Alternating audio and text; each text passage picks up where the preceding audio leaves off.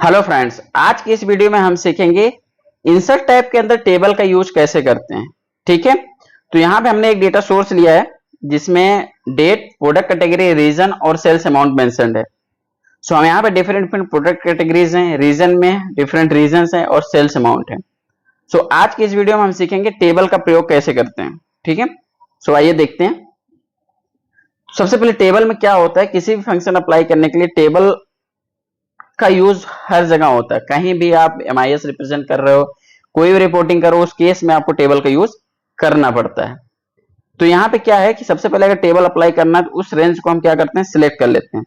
तो सबसे पहले हम क्या करेंगे, यहाँ पे डेटा को सिलेक्ट कर लिया। डेटा को सिलेक्ट करने के बाद इंसर्ट टैब में जाते हैं। इंसर्ट टैब में जाने के बाद टेबल पे क्लिक करते हैं। ठीक है, जैसे हमने टेबल पे क्लिक किया तो कुछ इस तरीके से पॉपअप आइडेंटिफाई हुआ जिसमें लिखा है क्रिएट टेबल। क्रिएट टेबल में बताता है कि where is the data for your table. आपका यहाँ पे देखेंगे ए से लेके डी तक का हमारा डेटा है, रो नंबर 1 से रो नंबर 21 तक का है। ठीक है, इसमें एक नेक्स्ट क्वेश्चन पूछता है माई टेबल हैज अ हीडर्स। इसमें अगर आप यस कर देंगे तो ये आइडेंटिफाई कर लेगा कि आपके टेबल के ऊपर क्या है, ऑलरेडी एक हीडर लगा हुआ है। अगर इसको हम क्रॉस कर देते हैं तो ये बताएगा कि आपके टेबल के ऊपर हीडर नहीं है। तो हमारे टेबल के ऊपर हीडर है, इसलिए हमें क्या करना होगा, हमें इसको ओके करना होगा। एक टाइम के लिए हम इसको कैंसिल कर देंगे। मान लीजिए कैंसिल कर दिया, तो क्या हुआ, यहाँ पे टेबल अप्लाई हुआ? नहीं अप्लाई हुआ। क्यों अप्लाई नहीं हुआ? क्योंकि हमने इस टेबल को कैंसिल कर दिया था। ठीक है, अब हमें क्या करना होगा, हमें यहाँ पे टेबल अप्लाई करना होगा। हमने क्या बताया था, डेटा को सिलेक्ट करना है। डेटा को सिलेक्ट करने के बाद इंसर्ट में जाके टेबल पे जाएंगे। टेबल पे जाने के बाद कुछ इस तरीके से पॉपअप दिखेगा जिसमें हम सिंपल से क्या करेंगे, ओके करेंगे। ओके करते ही हमारे उस डेटा सोर्स पे फिल्टर लग जाएगा और कुछ टेबल के फॉर्मेट में आ जाएगा। जैसे ही टेबल लगता है उसमें क्या होता है, एक डिजाइन टैब ओपन हो जाती है।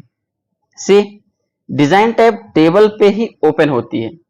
इसमें क्या होता है, इसमें डिफरेंट डिफरेंट टाइप्स के फंक्शंस होते हैं। जैसे यहाँ पे टेबल नेम देना, टेबल को रिसाइज करना, प्राइवेट टेबल से समराइज करना, रिमूव डुप्लीकेट यहां से करेंगे तो जितने भी यहाँ पर डुप्लीकेट्स होंगे, जैसे साउथ अगर मल्टीपल से तो रिमूव कर देगा। ठीक है, insert slicer, export, refresh, right. यहाँ पे हीडर रो, हीडर रो जैसे हम क्लिक करते तो ऊपर का डेटा हमारा यहाँ पे देख पा रहे होंगे आप, गायब हो गया। लेकिन हमें वो डेटा रखना है, इसलिए हमने क्या किया, यहाँ पे हीडर रो को सिलेक्ट कर लिया। ठीक है, इधर आते हैं तो इधर हमें डिफरेंट डिफरेंट टाइप्स के फॉर्मेट्स मिलते हैं। यहां से भी आप फॉर्मेट चूज कर सकते हो। मान लीजिए ये फॉर्मेट आपको अगर अच्छा नहीं लग रहा है तो आपको सिंपली क्या करना होगा, इस पे क्लिक करो, जोन सा फॉर्मेट आपको अच्छा लग रहा है। मान लो ये लग रहा है, नहीं ये लग रहा है, नहीं ये लग रहा है, नहीं ये लग रहा है, नहीं हमें ये भी नहीं अच्छा लग रहा है, तो हमें कौन सा अच्छा लग रहा है।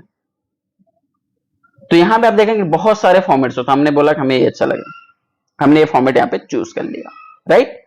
अब यहाँ पे टेबल इंसर्ट हो गई है। यहाँ पे टेबल इंसर्ट होने के बाद क्या होता है कि ये हाईलाइट हो जाएगा। टेबल की सबसे प्लस पॉइंट ये होती है कि इसके सामने अगर मैं कुछ भी लिखता हूं, मान लो एच लिख के हमने जैसे ही एंटर किया तो ऑटोमेटिक वो टेबल के फॉर्मेट को कंसीडर करता है। टेबल की सबसे बड़ी खूबसूरती यही। मान लो हमने यहाँ पे वाई लिख के एंटर किया, सी, राइट। तो यहाँ पे आज हम सीखेंगे टेबल में स्लाइसर का यूज कैसे करते हैं और स्लाइसर होता क्या है। सो आप लोगों को बता दो, स्लाइसर एक फिल्टर का काम करता है। आप फिल्टर भी बोल सकते हो। स्लाइसर एक पाइवट से भी अच्छा वर्क करता है, पाइवट टेबल से भी अच्छा फंक्शन अप्लाई करता है स्लाइसर।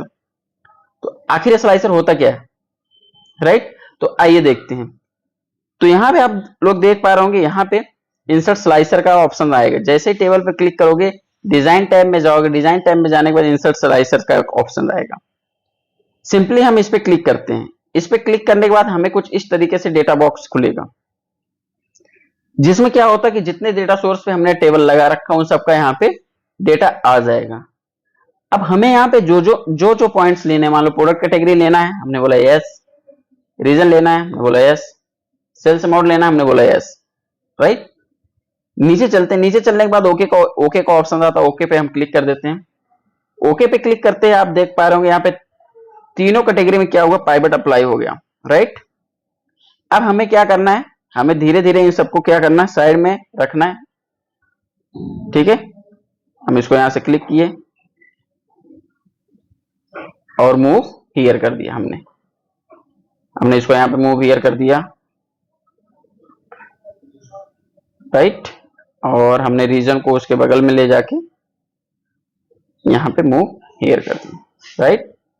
सेल्स अमाउंट को थोड़ा सा हम और ड्रैग करके और आगे ले जाते हैं, ऑल राइट, और हम कैटेगरी को थोड़ा सा अंदर रखाते हैं ताकि क्या हो, हमारा डेटा सोर्स पूरा का पूरा दिखे। ठीक है, अब हमें मान लीजिए डेटा सोर्स हमारा कितने का, हमारा डेटा सोर्स मान लीजिए 2 लाख का है। 2 लाख में मुझे ये जानना है कि हमारे ईस्ट रीजन पे कितने सेल हुए, ईस्ट रीजन पे कितने सेल हुए। तो जैसे हमने ईस्ट रीजन पे क्लिक किया तो आप लोग ये देख पा रहे होंगे ऑटोमेटिक ईस्ट रीजन का टेबल अपने आप चूज हो गया।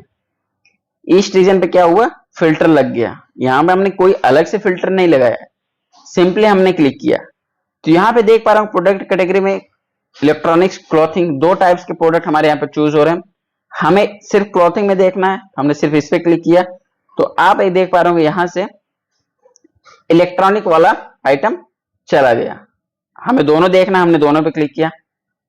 ठीक है, हमें यहां से हम इसको हटा देते हैं, फिल्टर हटा देंगे, और यहां से भी हम इसको फिल्टर हटा देते हैं, यहां से फिल्टर हटा देंगे। ठीक है, यहां सबसे फिल्टर हटाने से क्या हुआ, हमारा पूरा का पूरा डेटा सोर्स यहाँ पे प्रेजेंट हो गया। अब हमें ये देखना है कि 1700 रुपए की हमारे कितने आइटम सेल हुए। तो जैसे 1700 पे हम क्लिक करेंगे तो यहाँ पे अपने आप वो डेटा सोर्स आ जाएगा। अगर 1700 का मल्टीपल्स आइटम्स होता तो सारे के सारा यहाँ पे आ जाता। हम 2200 का देखना चाहते हैं, 2200 पे हमने सिंपली क्लिक किया, सी रिजल्ट यहाँ पे 2200 का आ गया। हमें नीचे जाके हमने देखा कि नहीं हमारे 3800 का देखना है, सी मेरा मन किया, मान लीजिए हम सुपरवाइजर, मेरा मन किया कि नहीं मुझे क्लोथिंग से रिलेटेड जितने भी सेल्स हुए सारे दिखाने हैं। सी जैसे क्लोथिंग पे आपने क्लिक किया सारा का सारा डेटा सोर्स यहाँ पे रिप्रेजेंट हो गया। फिर ये बोला कि नहीं क्लोथिंग से नहीं, हमें क्लोथिंग पे भी होना चाहिए और साउथ में होना चाहिए। सी क्लोथिंग और साउथ का हमारे ये डेटा सोर्स सेल हुए जो कि सारे के सारे क्या हुए, इलेक्ट्रॉनिक्स आइटम सेल हुए। ठीक है दोस्तों, आई होप इंसर्ट टैब में आपका स्लाइसर वाला फंक्शन क्लियर हो गया। इसको हटाने के लिए सिंपली हम करते हैं पूरा का पूरा हम यहां से हटा देते हैं, यहां से फिल्टर हमने हटा दिया, यहां से फिल्टर हमने हटा दिया, राइट, और हमने यहां से भी फिल्टर हटा देते हैं, राइट, और इस पे हम क्लिक कर देते हैं। Just a second, right. अब यहां पे आप लोग देख पा रहे होंगे कि दोनों जगह से क्या हुआ, फिल्टर हमने हटा दिया। अब हमारा पूरा का पूरा डेटा सोर्स यहाँ पे एक्टिव हो गया। हमें पूरा स्लाइसर हटाना है तो हम स्लाइसर भी इजीली हटा सकते हैं प्राइवेट टेबल पर क्लिक करके। ठीक है, यहाँ पे हम जाते हैं, यहाँ पे राइट क्लिक करके cut, same cut, same cut. ठीक है, तो टेबल के अंदर हमने स्लाइसर फंक्शन को सीखा। स्लाइसर फंक्शन जो कि एक हमें प्रेजेंटेशन के लिए बहुत इंपॉर्टेंट है, जो कि हमारे फिल्टर का काम करता है, पाइपेट का काम करता है, राइट। उसके बाद हमने यहाँ पे देखा बैंडेड रोज आते हैं। बैंडेड रोज मतलब क्या होता है, जो कलरफुल रोज है। अगर हम इस पे अनचिक कर देते हैं बैंडेड रोज पे, इसमें जैसे अनचिक करेंगे यहाँ पे देख लो सारा का सारा एक ही कलर आ गया, राइट। जैसे हमने इस पे क्लिक किया, सी डिफरेंट डिफरेंट कलर्स यहाँ पे आ गए, राइट। यहां से आप डिफरेंट डिफरेंट कलर ले सकते हैं। फिल्टर बटन पे आप क्लिक करते हैं, फिल्टर का आप हट जाएगा यहाँ से, फिर फिल्टर लगाते हैं, यहाँ पे फिल्टर आसानी से आ जाएगा।